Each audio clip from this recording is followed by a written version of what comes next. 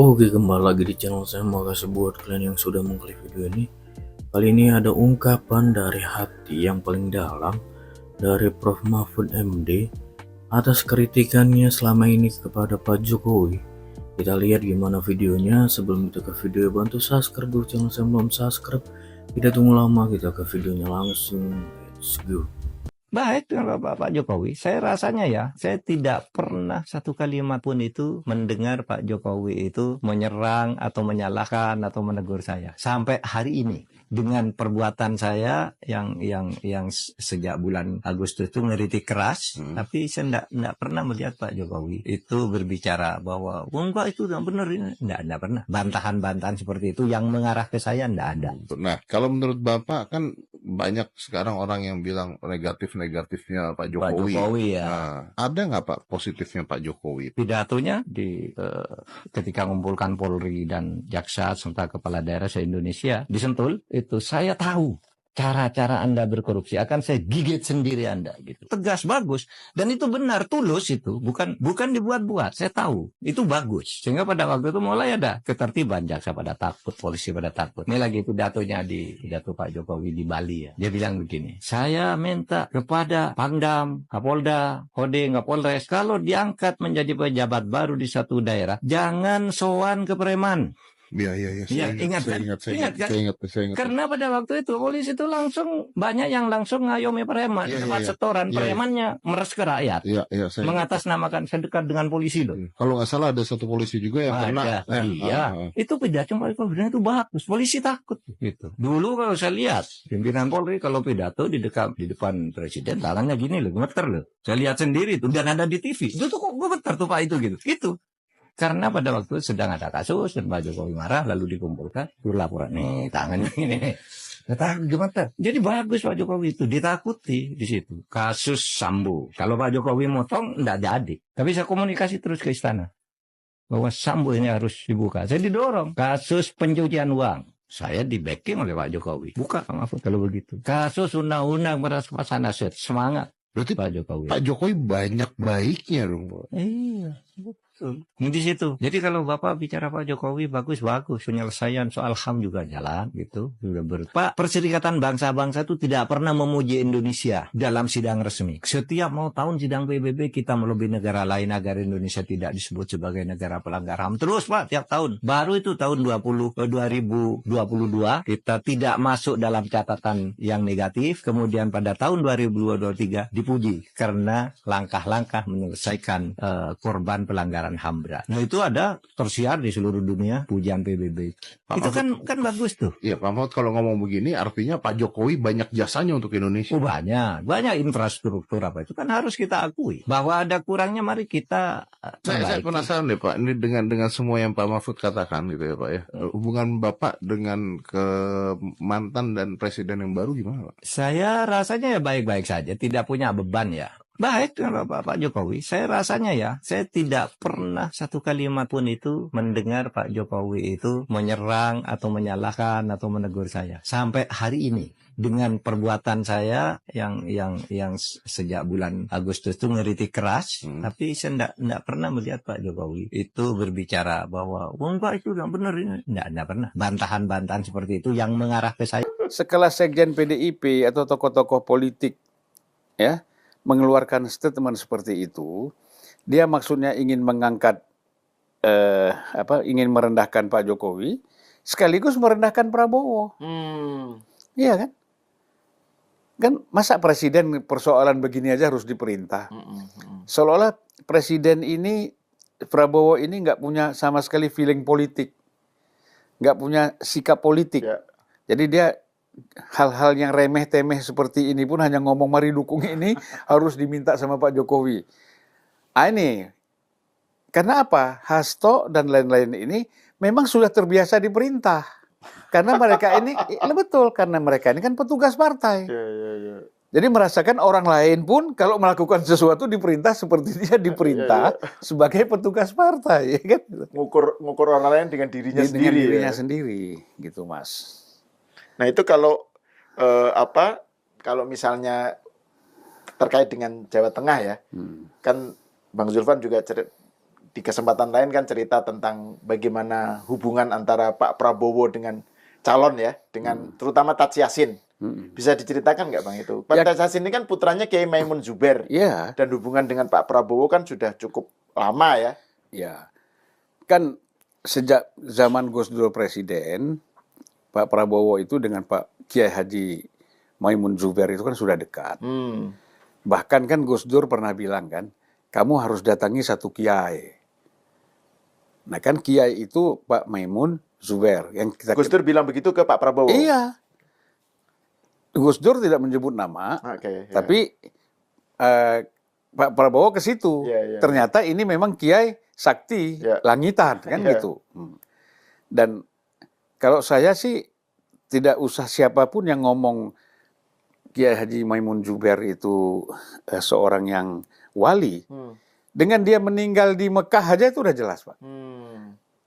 Ya kan? Banyak kiai, ustadz, ulama kepengen meninggal di Mekah. Kalau perlu sakit di sana. Ini nggak minta, nggak apa, dia ya dalam hati mungkin dia minta, tapi tidak keluarkan pernyataan. Tapi dia bisa wafat di sana. Ini kan luar biasa. Nah, setelah beliau meninggal, Pak Prabowo itu tetap melakukan hubungan yang sangat intens dengan keluarga dari Kiai Haji Maimun Zubair ini. Termasuk dengan putranya yang sekarang menjadi wakil gubernur, Pak Lutfi. Oke, ya. Ya kan? Calon wagub.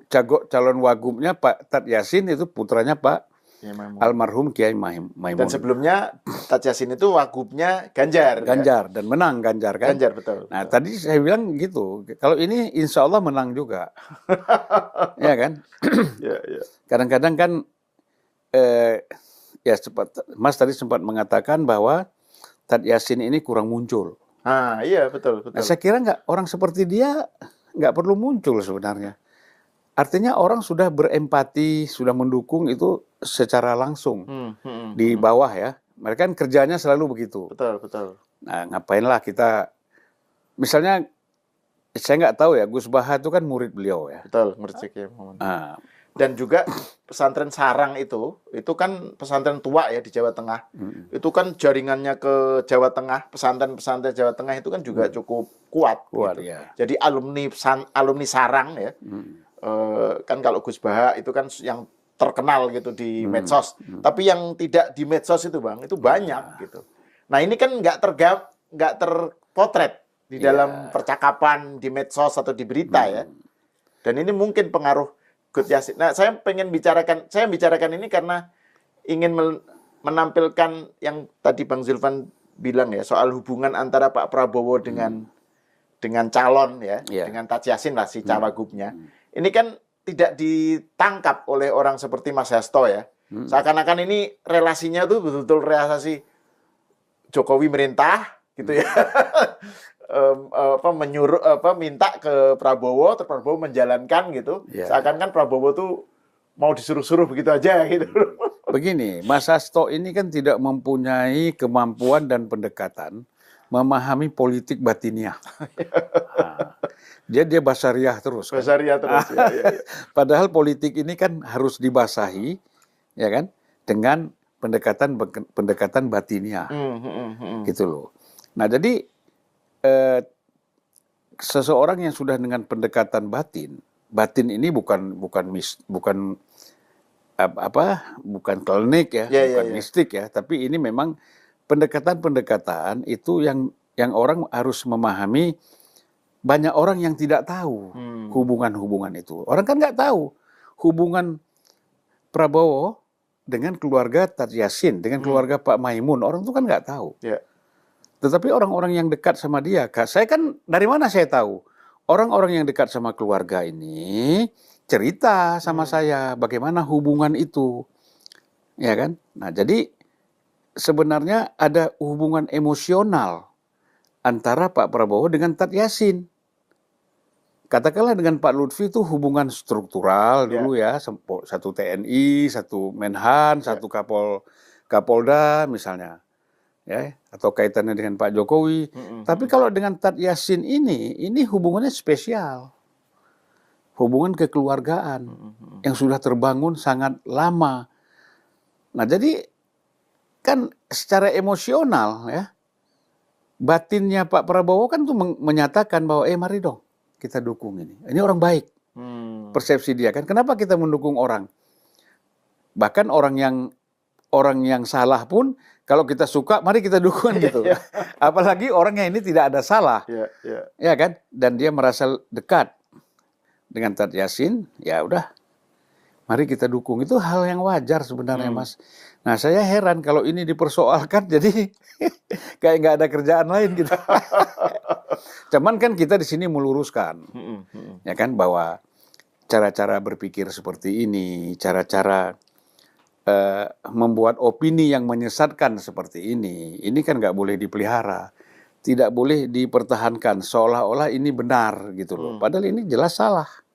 Yang ini yang salah tuh maksudnya yang persepsinya Hasto tadi ya? Iya, tuduhannya bahwa Prabowo membuat video ini untuk menyatakan dukungan seolah-olah diperintah oleh Pak Jokowi atau diminta oleh Pak Jokowi. Dari mana dia mau buktikannya, dari mana? Iya kan? Ya. Dan itu kalau dikaitkan dengan pernyataan petinggi PDIP yang lain, si Andreas Pariera itu dia bilang bahwa ini merendahkan marwah Pak Prabowo itu sendiri gitu. Jadi seakan-akan ini kayak nadanya itu kayak pengen melindungi Pak Prabowo tapi sebenarnya arahnya nyerang Jokowi gitu loh. Loh iya kan, artinya begini.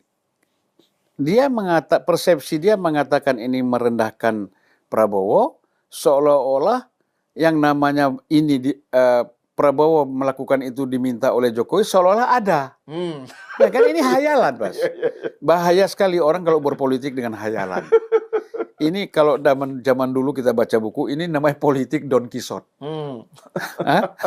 Don Quixote ya, Don Quixote. Don Quixote. Don Quixote bertempur melawan imajinasinya sendiri. Iya. Padahal nggak ada. Ya kan? Wanita yang dia cintai itu adalah bayangan dan tidak ada. Nah, ini gitu juga. Apa yang dia ceritakan itu tidak ada. Jadi dipaksakan kepada publik bahwa seolah-olah ada. Jokowi perintah Prabowo itu kan nggak ada. Nah, ini bahaya lah kalau politisi-politisi seperti ini menyesatkan seperti ini, bahaya, Mas. Nah, kalau Bang Zulfan melihatnya ya di dalam, saya mau berpindah ke yang Jakarta ya, tapi yang Jawa Tengah lagi. Dengan konstelasi yang ada sekarang, ya hasil survei yang seperti yang kita bicarakan, meskipun itu masih dinamis ya, karena masih 2 minggu kan, gitu. Anything can happen gitu. Terus tiba-tiba ada video, terus ada video Pak Prabowo itu, terus ada reaksi PDIP. Itu menurut Bang Zulfan apakah ini bentuk mereka sebenarnya dalam hati mengakui bahwa video ini akan pengaruhnya kuat gitu sehingga bisa membalikkan keadaan sehingga Lutfi naik lagi gitu, atau bagaimana? Menurut Bang Zulfan, bagaimana melihat Jawa Tengah dengan konstelasi yang sekarang? Kalau saya lihat begini, Mas, yang namanya karena Jawa Tengah kan kandang banteng kan gitu loh. Jadi yang namanya sebahagian kawan-kawan di PDIP, tidak semua ya, sebagian elit di PDIP ini kan mudah panik. Jadi mereka kalau melihat seperti ini langsung panik. Nah, bagaimana menghadapi ini? Artinya orang panik, Mas, menghadapi suatu statement yang sebenarnya biasa aja kan, gitu. Tetapi karena panik, macam-macam peluru yang keluar kan. Wah, yang mana yang kena lah kan peluru. Jadi menembak peluru, kayak nyari rusa di macan di tengah hutan, ya kan? Asal tembak aja, kena satu nggak apa-apa lah. Ini sayangnya nggak ada yang kena. Oke, itu dia video gimana menurut kalian, dan sampai bertemu di video saya selanjutnya. Bye.